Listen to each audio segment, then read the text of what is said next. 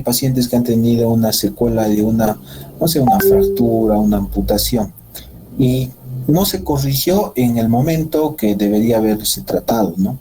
Pues nunca fue al médico, nunca pasó una evaluación médica, y se ven ya las secuelas no solamente en ese segmento. Por ejemplo, a ver, les comento, un paciente joven, 35 años, que vive en Pichari, no sé si ustedes conocen Pichari, Quimbiri, que pertenece a Cusco, pero está más cerca hacia Ayacucho, por una zona cocalera, bastante narcotráfico, todo, ¿no es cierto? Entonces un paciente se lesionó ahí y no hay pues atención médica, ¿no? O sea, andan ahí en lanchas, qué sé yo. Y este paciente tuvo una secuela de una lesión osteocondral al nivel del tobillo, de la articulación tibio-estragalina. Entonces él dijo, bueno, se pasará, pues no, se va a curar, y nunca pasa el dolor. Entonces acá lo hemos visto después de 2 años, ya está haciendo una artrosis tibio-astragalina, no se ve frecuentemente. Si ustedes se ponen a pensar, ¿por qué, doctor, en los obesos hay artrosis en las rodillas y no hay artrosis en el tobillo, ¿no? Es una buena pregunta. Pero este paciente hizo una lesión osteocondral y subsecuentemente a esto hizo una artrosis. Entonces, si eso se hubiese corregido, ahora el paciente tiene problemas para caminar, claudica, los gemelos hipotróficos, cuádriceps igual, y ya está, esto está produciendo un trastorno en la marcha, y ya está lesionando la rodilla. Entonces, es un paciente joven, 35 años, y no queremos llegar a los 45 con una artrosis franca que necesite pues ya una prótesis, ¿no? A eso me refiero por cuando nosotros debemos evaluarlos en su momento y hacer el tratamiento cuando se debe, ¿no? ¿Ya? Entonces, nosotros siempre tenemos que ponernos a pensar, ¿qué estoy buscando yo al ponerle a un paciente una órtesis? Busco limitar el movimiento, ayudar a darle soporte, alinear un segmento o evitar más daño en este segmento, y también proteger los otros. O sea, si estoy mal del tobillo, de hecho que no voy a caminar bien, y esto me va a lesionar la cadera, me va a lesionar la rodilla, y voy a tener más deficiencias o discapacidades, ¿no? Si ustedes ven las imágenes, este es un zapato ortopédico que tiene algunas características, pero lo que más llama la atención es la altura, ¿no? Por lo menos acá habrá unos 8, 10, 12 centímetros. Y dentro del zapato también hay una plantilla que tiene también una alza correctora, ¿no? ¿Ya?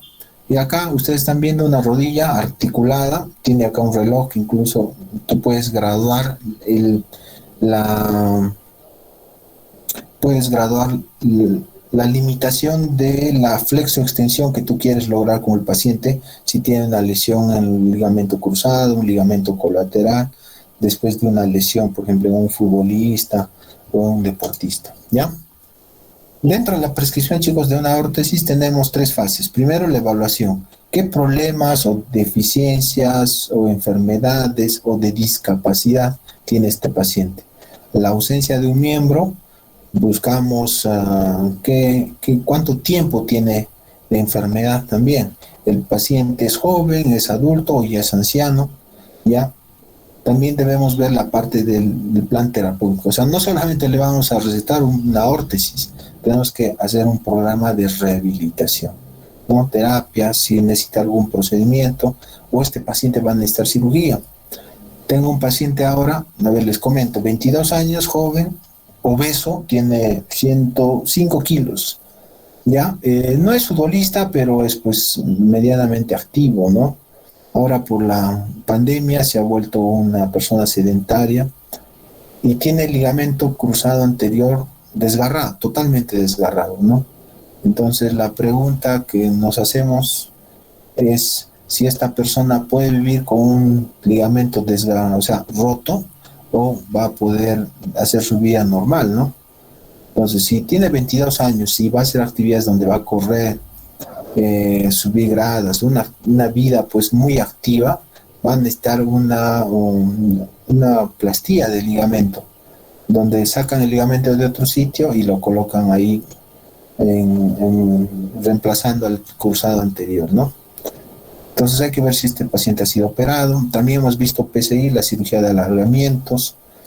El seguimiento para valorar el estudio funcional. O sea, no solamente se trata de recetar una órtesis. Nosotros tenemos que ver, si has recetado un zapato ortopédico, hay que ver cómo calza ahora. Está muy pequeño, no tiene las características que tú has pedido, porque no está compensando el valgo, o el soporte de arco es muy alto, qué sé yo. Entonces nosotros debemos ver hasta la calidad de los materiales que usan pues para las órtesis, ¿ya? Ahí ven la imagen, un montón de niños con secuelas de polio, ¿no? Observen los soportes, no sé si se observa, son soportes laterales hay un duraluminio que es ligero, pero es bien resistente para mejorar la marcha en estas personas, ¿no? Y vemos ahí también un futbolista, está pasando su evaluación médica. Entonces, dentro del equipo de rehabilitación, acá, para la prescripción de una órtesis, tenemos pues nuestra evaluación, el médico, el ortesista y el fisioterapeuta, ¿no? Nuestra función es evaluar, dar un diagnóstico, un pronóstico y hacer un seguimiento de la prescripción del ortético, ¿no? Ver también, esto es importante, ver aspectos de la piel, si hay alguna lesión vascular o espasticidad en los pacientes. Esto también lo hemos visto en prótesis, no se olvide. El ortesista o el técnico participa también en la evaluación, puede dar sugerencias, ¿ya? Él básicamente se mete en lo que es la producción del ortético, el zapato, la rodillera, una hombrera específica, qué sé yo. Modifica y repara la órtesis. Y el terapeuta también debería ser integrante, acá lamentablemente no pasa eso, proporciona el programa de terapia y participa en la evaluación del paciente. En realidad todos evaluamos en conjunto, ¿no? Y acá cada uno da su punto de vista, pero nosotros como médicos debemos siempre ver más allá, el pronóstico, ver si esto le va a servir o necesita otro ortético, otro zapato, qué sé yo, lo que sea. Y acá también esto siempre nos falta recapacitar en este aspecto, ¿no? ¿Y el paciente dónde queda? ¿Dónde queda la opinión del paciente? Al final, ¿quién va a usar la órtesis o el aparato ortésico o la prótesis? Es el paciente, ¿no? Entonces el paciente también debería, de acuerdo al conocimiento también, debería saber participar y también dar sugerencias, ¿no? Lamentablemente no se le da mucho, a veces no se le hace caso pues a lo que dice al paciente, ¿no? Usted hace la medicina, pues es muy paternalista en esto, ¿no? Usted hace lo que el médico dice porque el médico es el que conoce, pero a veces el paciente nos enseña más, ¿ya? Los ortéticos, chicos, se clasifican tienen un montón de clasificaciones según si son activas o dinámicas o pasivas o estáticas. Pueden ver ortéticos solo posturales, son rígidos y mantienen una parte corporal débil o paralizada en una posición particular. Por ejemplo, a ver, les pongo un ejemplo, un paciente que tiene una lesión cerebral, ¿no? Está en coma, ya está años así y está haciendo los pies en equino o las manos, está haciendo tanta espasticidad que está incluso haciendo posturas viciosas articulares, contracturas articulares. Entonces yo puedo ponerle un ortético para alinear y poner anatómicamente esa articulación para darle más confort a este paciente. Ese sería un ortético pasivo o postural, ¿ya? Acá en las dinámicas estabilizan, descargan, mejoran derrotar algunas articulaciones y se mejora el movimiento, se utilizan para mejorar el movimiento de un segmento corporal, facilitando una función activa, ¿no? El ejemplo es pues un ortético para caminar por el OTP que usan los niños, ¿no? Según los materiales también tenemos un montón, pueden ser metálicos, acero, duraluminio, que se usa en las barras, como comentaban los niños, pues, ¿no? Si ustedes observan acá, hay ortéticos, un zapato ortopédico, las barras de aluminio, acá tiene un estribo como una articulación, incluso tiene una rodilla acá en la parte anterior, ¿ya? Y acá para que no lesionen, porque el metal pues siempre lacera la piel, ¿no? Hay que ponerle algún microporoso para que sea pues indulgente con la piel, ¿no? y no le lesione algunas, lesione ahí sobre todo la piel en los niños, ¿no? O en los adultos también.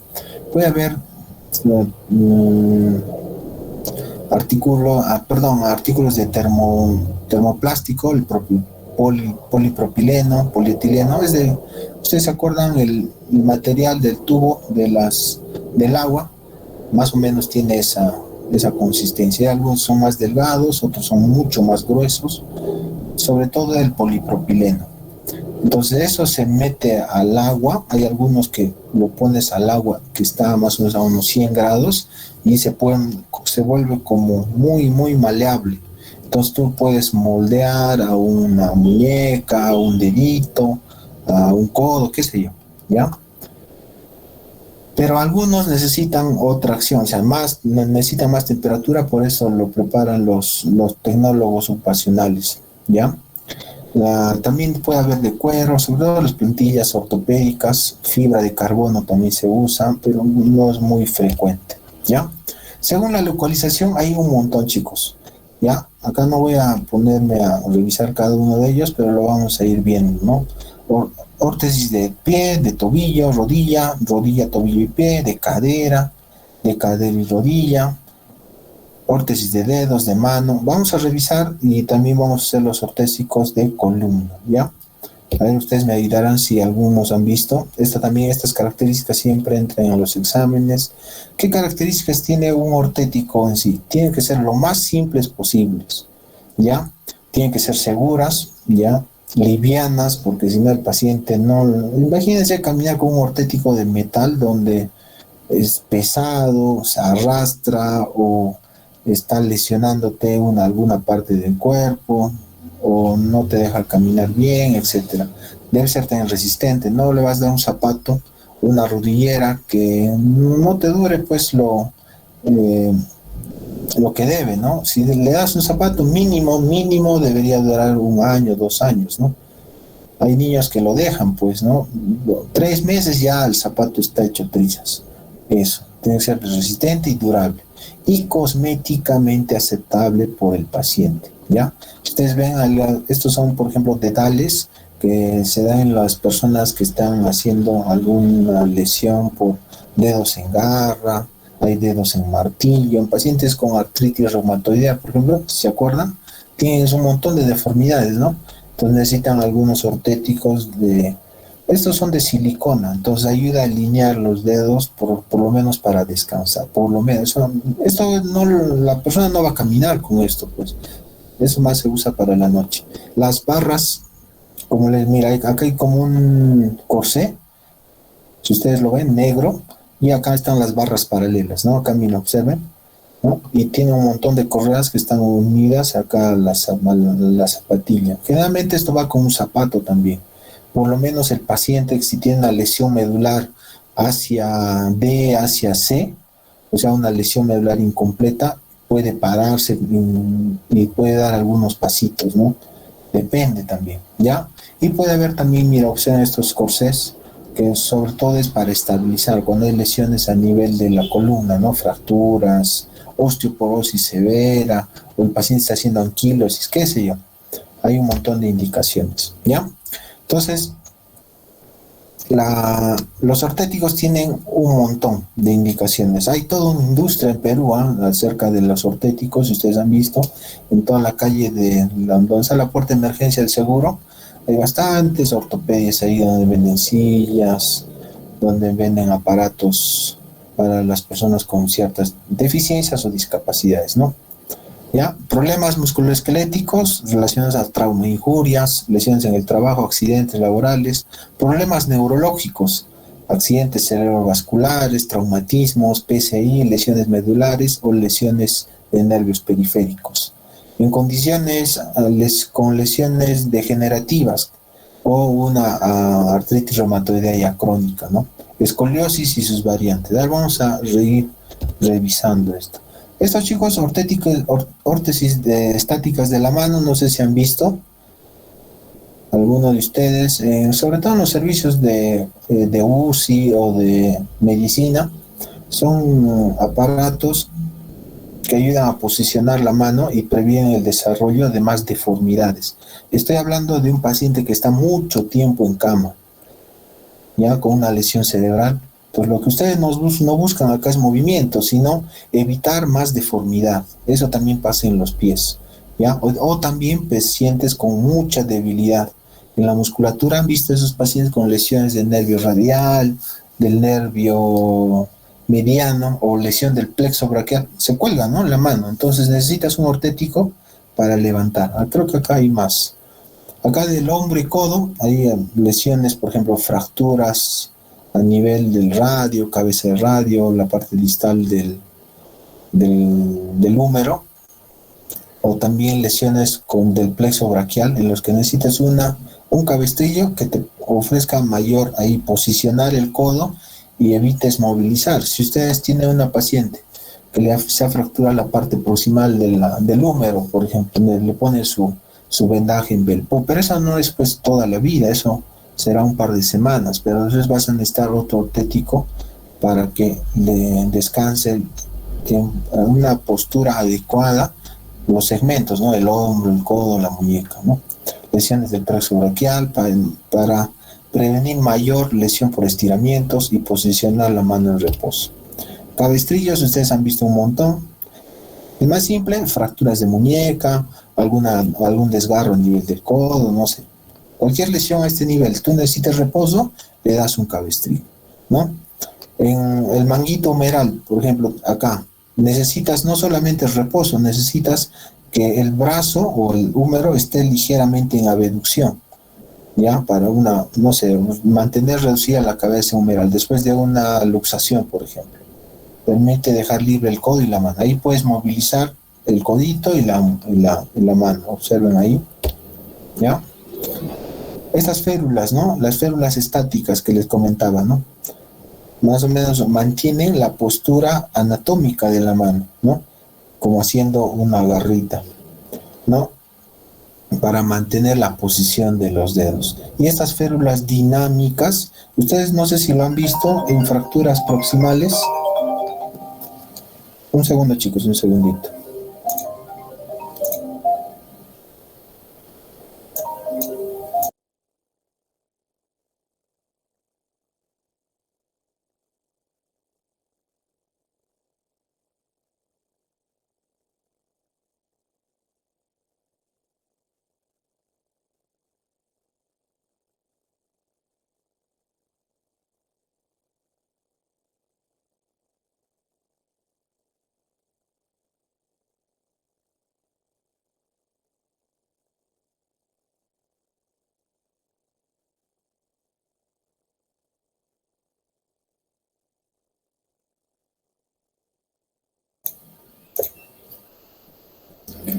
No sé si ustedes en traumatología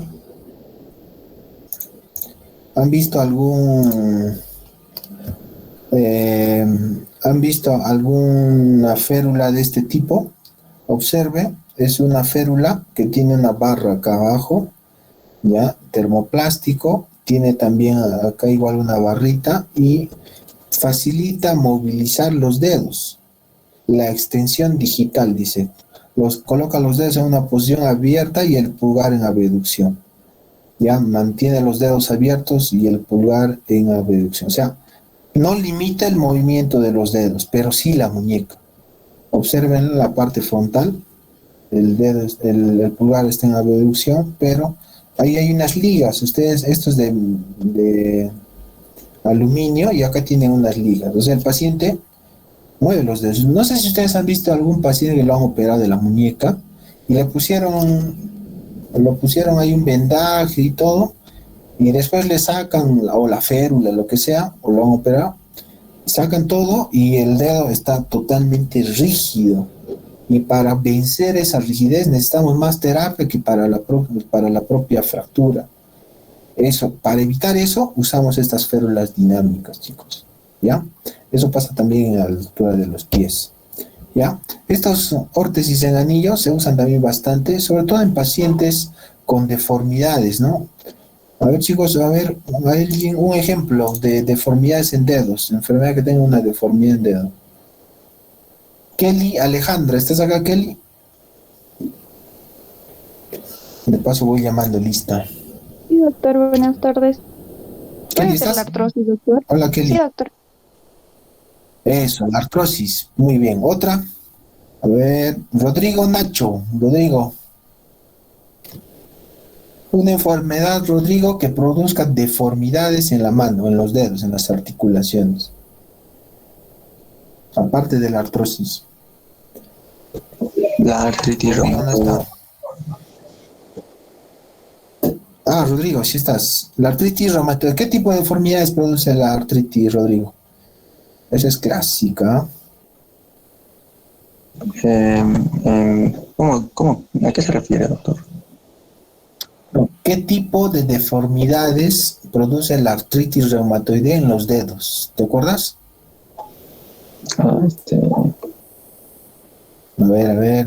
Wilber. Wilber, Doctor presente. ¿qué tal, Wilber? A ver, tú sí. A ver, un ejemplito. Si no, yo nomás voy a hablar. Pero sí te acuerdas, ¿no, Wilber?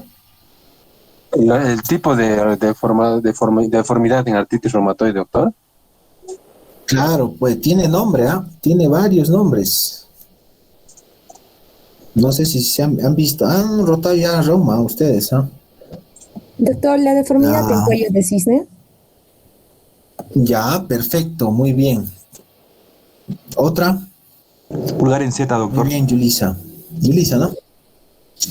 En Sí, Z, también, claro. Y Ya. pulgar en Z, Dedo doctor. en martillo, me acuerdo. En martillo. Ya. ¿Qué más? En los dedos en botonier, ¿se acuerdan? dedos Esas en ojal. cositas, chicos, que Dedos tienen en nombre. Doctor, ojal. en ojal. Dedo en ojal. Pulgar Ojal. en ojal. También, claro. Esas cositas, chicos, vienen en los exámenes de residencia. ¿Cuál es la característica? ¿Qué lesión ven en el dedo, en cuello de cisne, por ejemplo? Preguntan. Si ustedes ven, ¿se acuerdan? En cuello de cisne, el cuello pues es así, ¿no? Como una Z, entonces hay una lesión ahí de los extensores. Entonces, eso preguntan en la residencia, así preguntan, no es marcianadas, ¿ah? ¿Ya? Entonces, para esos dedos, como han dicho ya en varias lesiones, en la artritis reumatoidea, en la artrosis sobre todo, cuando ya hay las lesiones ya son severas, se puede usar estas órtesis en anillo. La idea, chicos, en esto no es darle más función, sino prevenir más deformidades.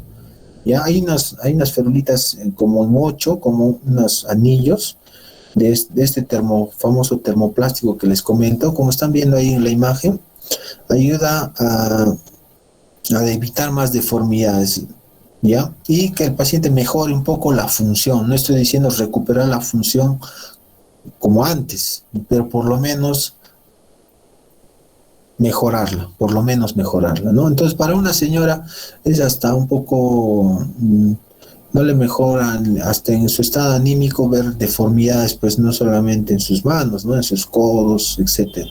Entonces, siempre están con guantes o poniéndose algunos zapatos ortopédicos, etcétera, para que la gente no vea esto, pues, ¿no?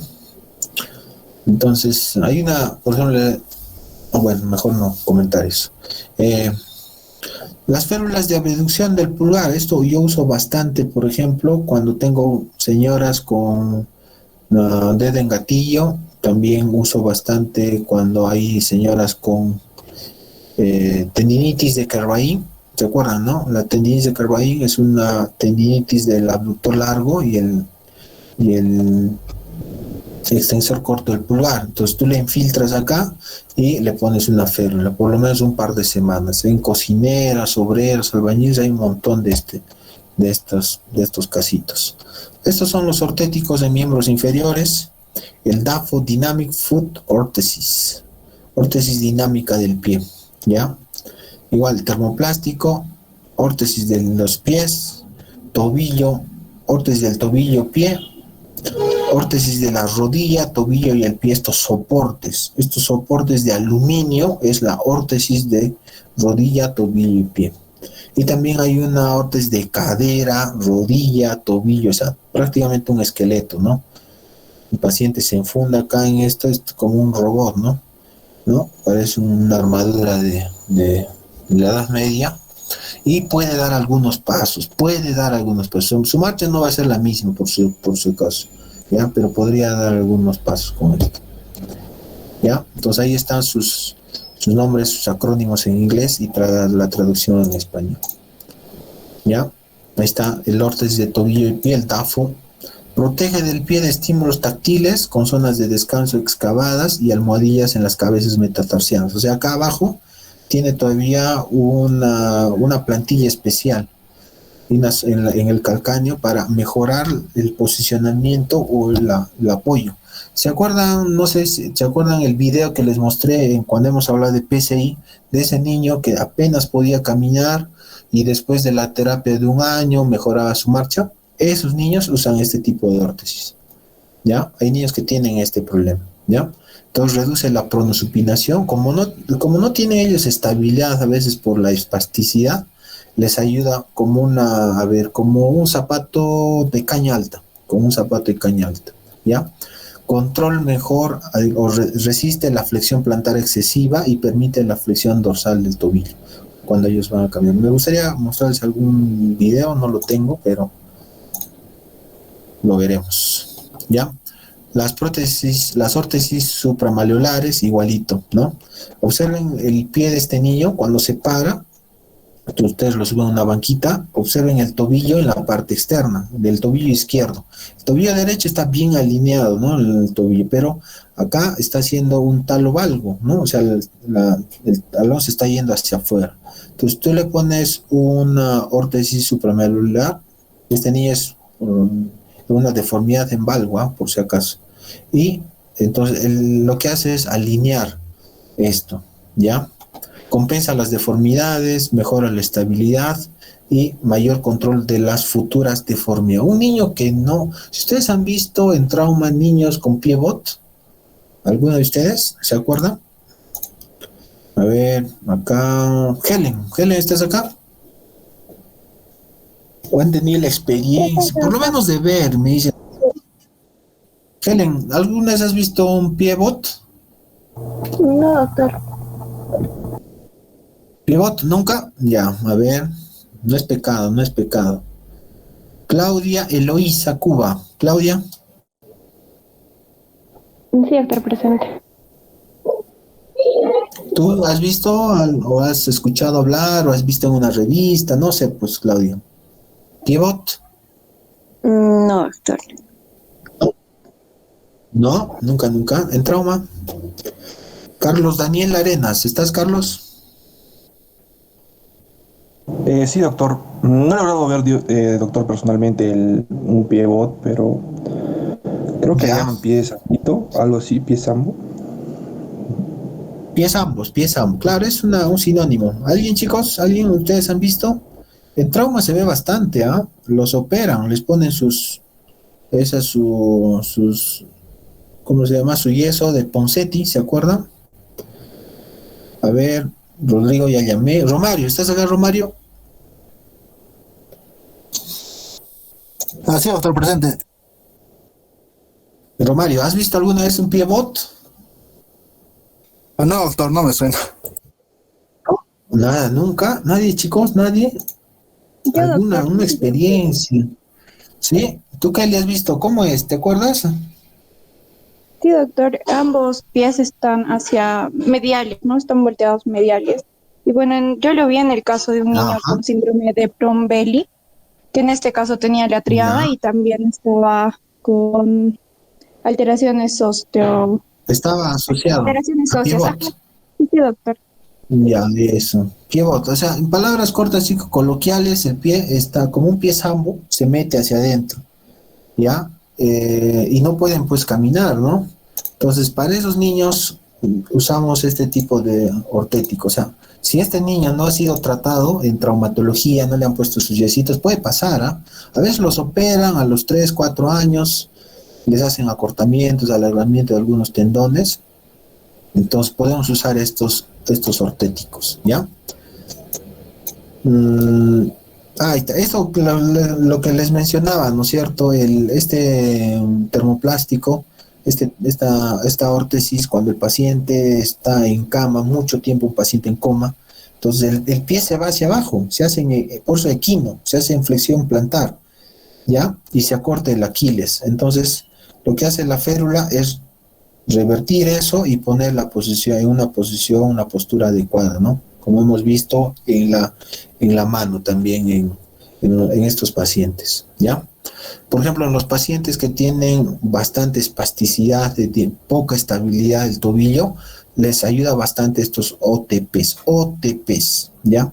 El otro día he visto una señora que le habían operado, les comenté creo que eso la otra vez, le han operado, le han hecho una prótesis, ¿no? De cadera, y por ahí pues siempre, nunca pasa esos problemas, lesionaron el nervio ciático, ¿ya? Entonces la señora no tiene activación del músculo tibial anterior, o sea, no tiene dorsiflexión del tobillo.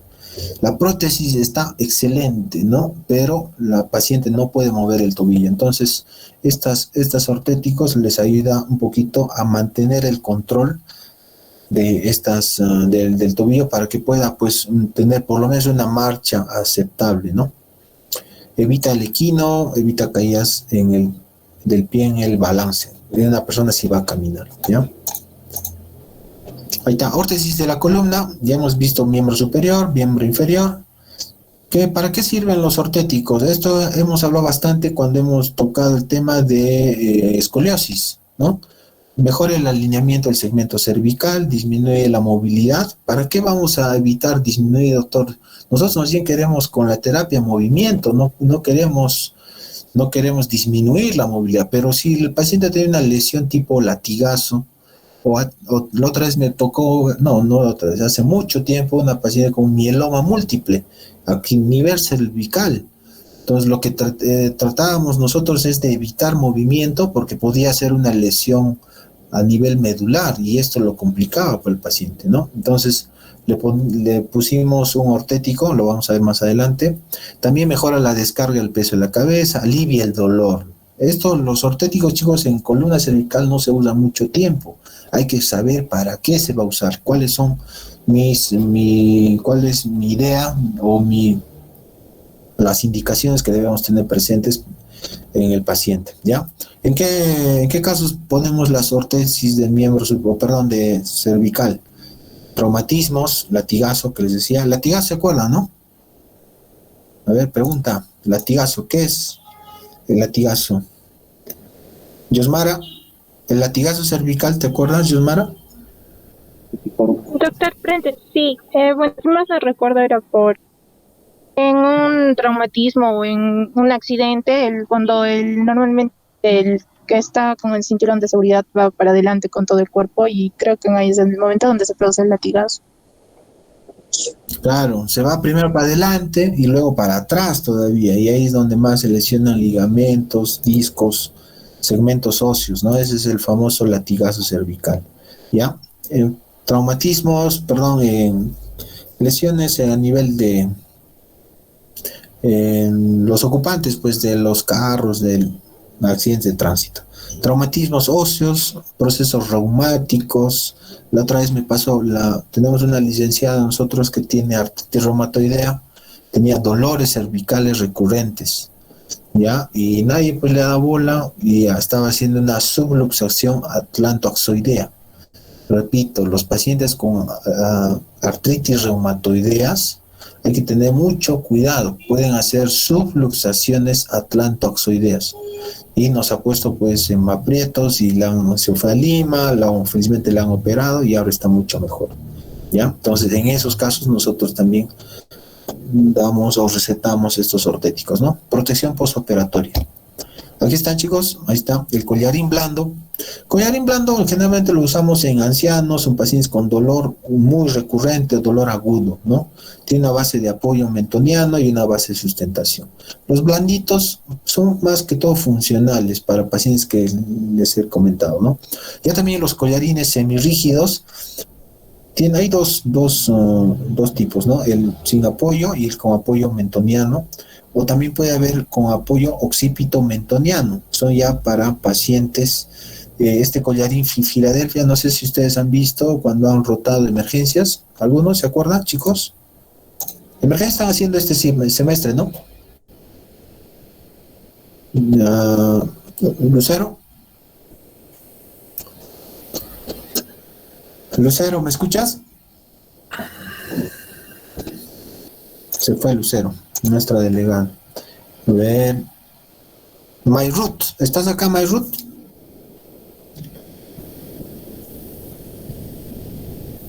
Sí, doctor. ¿Han visto? Están rotando, creo que hacen emergencias y desastres este semestre, ¿es verdad?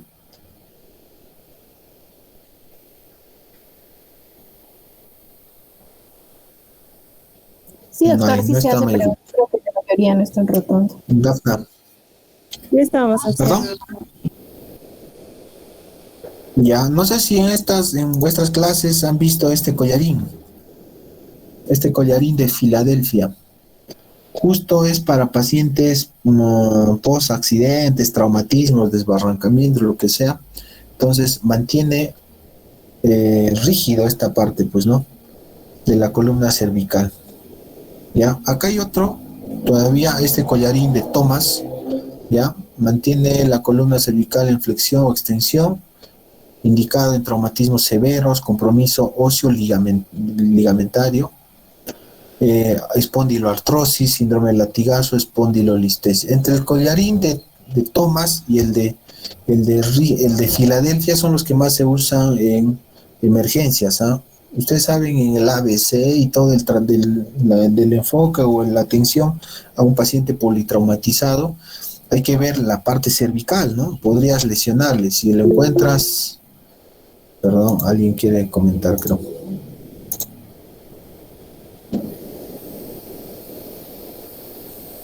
Lucero, ya.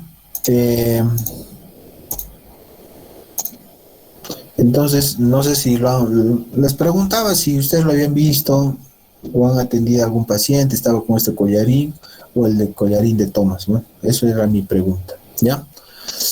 Estos chicos, vamos bajando. Estos ortéticos son los cérvico-torácicos lumbares, ¿no? ¿Se acuerdan de este? Hemos hablado, creo, en algunas clases, el corsé de Milwaukee, que tenía un apoyo submentoniano acá, observen, ¿no? Tiene dos barras atrás, en la parte posterior, ¿ya? Y una barra en la parte anterior, ¿no? Entonces, para pacientes con escoliosis altas, dorsales o cérvico-dorsales, ¿no? Altas, ¿ya? Puedes usarle este tipo de corsé. Cifosis o escoliosis, ¿ya? El de corsé de Milwaukee está basado en estos 3 puntos, ¿no? Son puntos de apoyo, de corrección, de donde justo es más pronunciada la curva.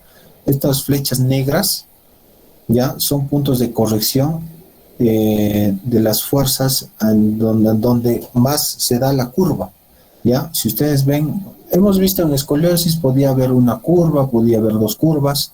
Entonces, de acuerdo a este modelo, nosotros prescribimos el tipo de ortético que va a usar, el tipo de corsé, ¿ya? Ahora, este ortético tóraco-lumbosacro es el corsé tipo lionés. Escoliosis lumbares o tóraco-lumbares entre los 30 y 50 grados, curvas mayores a 50. Que no vaya a operarse, pueden usar este tipo de corsé, el corsé tipo lionés. Más es tóraco-lumbares, ¿ah? Escoliosis lumbares o tóraco-lumbares. También luego de 6 a 3 meses post cirugía. ¿Ya? Están viendo, tiene la barra ahí en la parte posterior y en la parte anterior también. El lionés. Ya está. Este es termoplástico, ¿eh?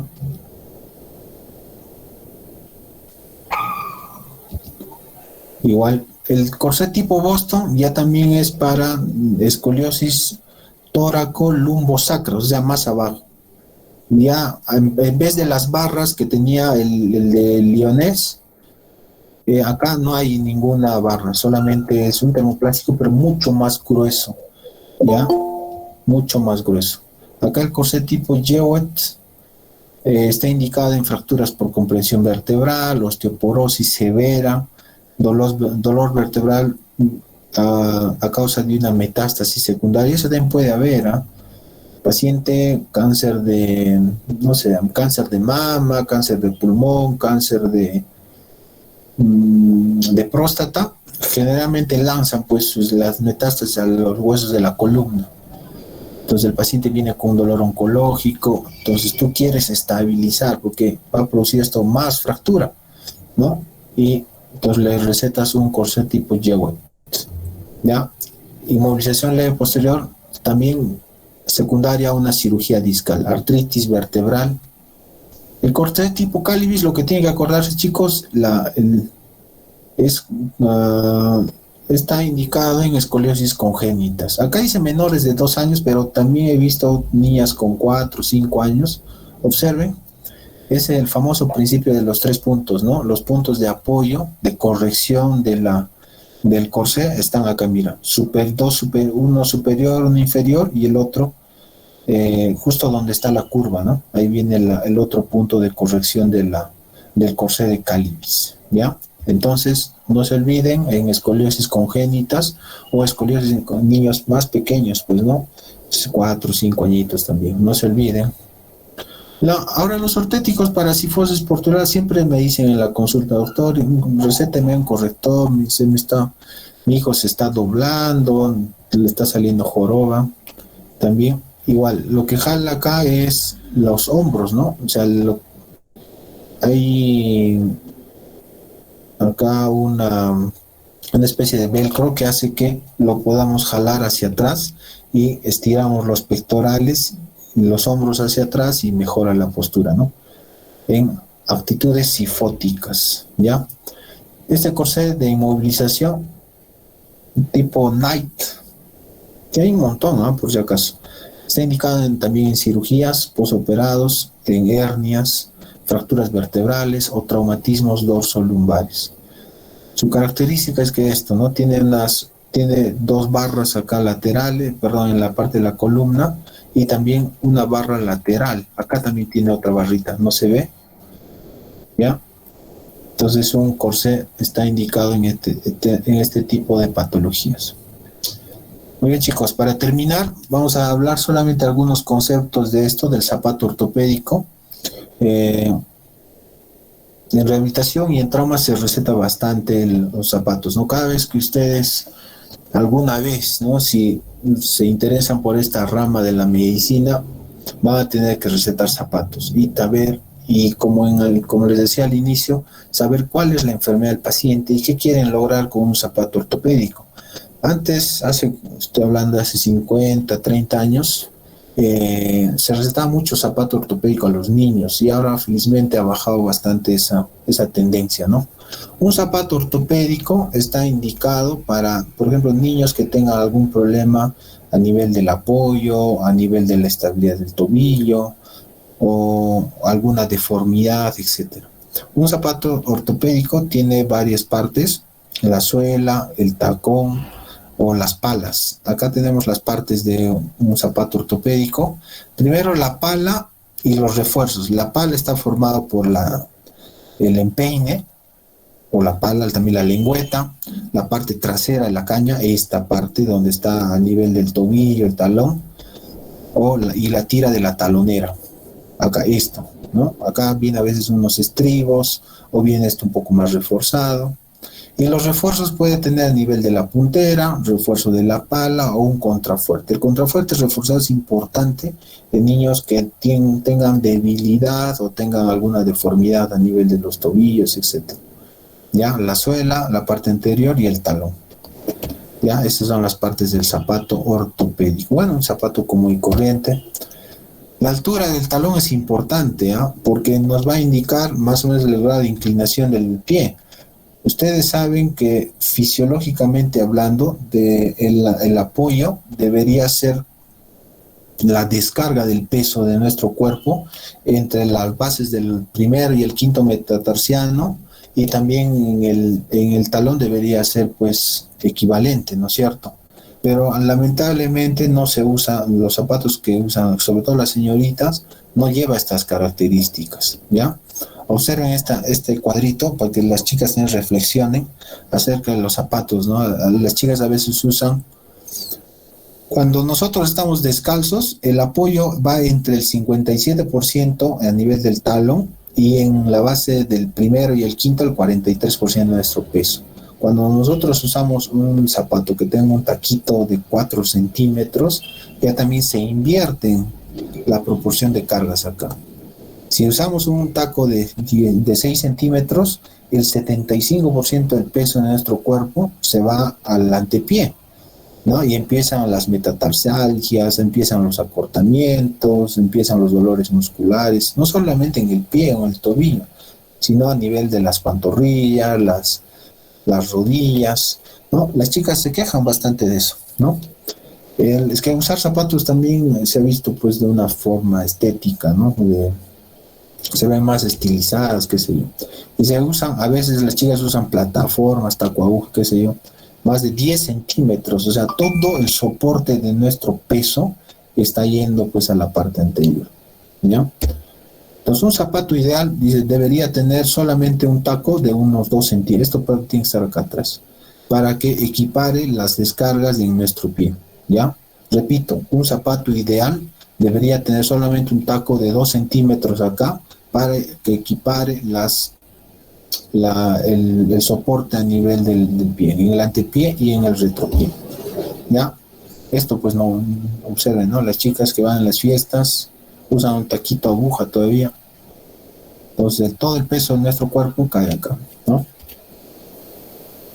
Hay un montón, chicos, de zapatos ortopédicos que se pueden clasificar de acuerdo a las cañas, de acuerdo a las suelas, etcétera.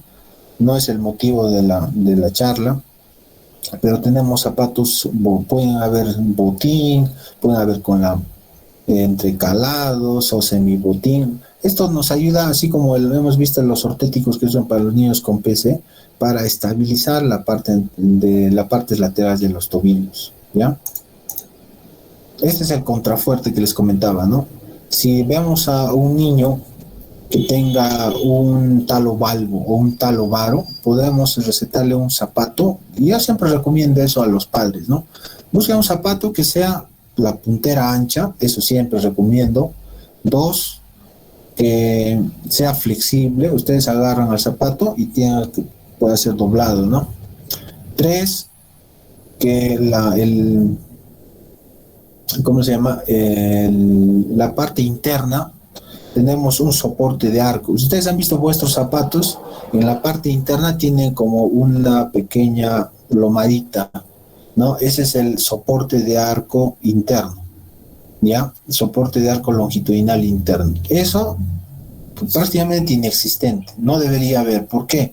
Porque los niños cuando caminan necesitan hacer dorsiflexión, entonces eso facilita la formación de ese arco. Si ustedes han visto en la calle, no sé, los niños que no usan zapatos son los que menos pie plano tienen, ¿ya? Entonces nosotros buscamos siempre que el contrafuerte sea reforzado a esta altura, ¿ya? Para evitar que la pisada, sobre todo el talón, se vaya en valgo o en varo, ¿ya? Igual las plantillas ortopédicas, doctor, ¿para qué tanto plantillas ortopédicas se receta? Tenemos bastantes indicaciones para mejorar la pisada, es una de ellas, y también algunas deformidades o dolor. Algunos pacientes tienen los pies cabos o los pies planos. Entonces, tener una plantilla que tenga algún material flexible, adecuado, mejora la descarga de peso y es una forma también de darle más confort a los pies, ¿no? Siempre que caminamos, vamos a usar los pies y queremos que la presión a nivel de las cabezas de los metatarsianos, a nivel del talón, de los tejidos a este nivel sea que no tenga mucha descarga, sino vamos a producir más estrés y más dolor, ¿no? Sobre todo los pacientes que tengan deformidades. No todos tenemos los pies perfectos, ¿no? Ustedes han visto, por ejemplo, las pacientes o las señoritas, o si ustedes tienen a su papá o su mamá con pie cabo, también tienen predisposición a esto. O por alguna actividad, deporte, qué sé yo, han tenido algún problema y tienen, pues, no tienen una pisada normal, ¿no? Entonces, por ejemplo, hay pacientes que tienen los dedos retraídos, esos dedos en garra, le digo yo, ¿no? Entonces, necesitamos una plantilla que tenga una barra acá, para que pueda estirar un poquito. Si ustedes le ponen un apoyo ahí, como una lomada, una barra metatarsiana, un botón metatarsiano, como ven acá, ustedes ven esta imagen de lo que estoy señalando, ahí puede haber como en barra o puede haber como un reborde ahí. Entonces el paciente hace un apoyo ahí y mejora la extensión de los dedos al pisar, ¿ya? Para terminar, chicos, tenemos un montón de zapatos también, no solo para niños, sino para gente adulta, ¿no? Entonces, las recomendaciones en el zapato ortopédico, un paciente con diabetes y un paciente con artritis son diferentes, o sea, sus necesidades son diferentes. Primero, los pacientes tienen polineuropatías, hacen su dedo en charcot, ¿se acuerdan de eso? Los dedos son rígidos, la piel es más reseca, no tienen buena sensibilidad. Entonces yo tengo que buscar un zapato que tenga una horma ancha, o sea, la parte interna del zapato, o sea, la base, tiene que ser muy ancho, o sea, ¿ya? Y con una altura adecuada para los dedos de los pies, ¿ya? O sea, si ustedes ven, parece un zapato de Herman Monster, ¿no? O sea, no es estéticamente, de repente ustedes dirán, no es un buen zapato, ¿no? Pero tiene que ser un zapato bastante cómodo para ellos. La profundidad extra para alojar si va a usar una plantilla como molde, dice, tiene que ser un cuero guante, dice, fabricada en piel suave, acolchada por dentro, tiene que haber un forro de piel y sin costuras. La idea es evitar cizallamientos o heridas en los pies. Les decía que los pacientes con diabetes no tienen buena sensibilidad. O sea, si hay una zona de presión a nivel de la base o la parte lateral del quinto, o algún dedo del pie, o tiene alguna deformidad, han visto esos, ¿cómo se llama? Zonas de hiperkeratosis en algunas personas. Entonces esto va a producir una herida se va a infectar, pie diabético, osteomielitis, amputación, ¿no es cierto? Entonces la altura, 2 centímetros para equilibrar la carga del peso en un 50-50, ¿ya? Hay modelitos, hay pacientes con artritis reumatoidea, no pueden atarse los zapatos, entonces pueden usar un zapatito así tipo con velcro, o sea, pega, nada más, ¿ya? Para no tener que estar amarrándose los zapatos, ¿ya?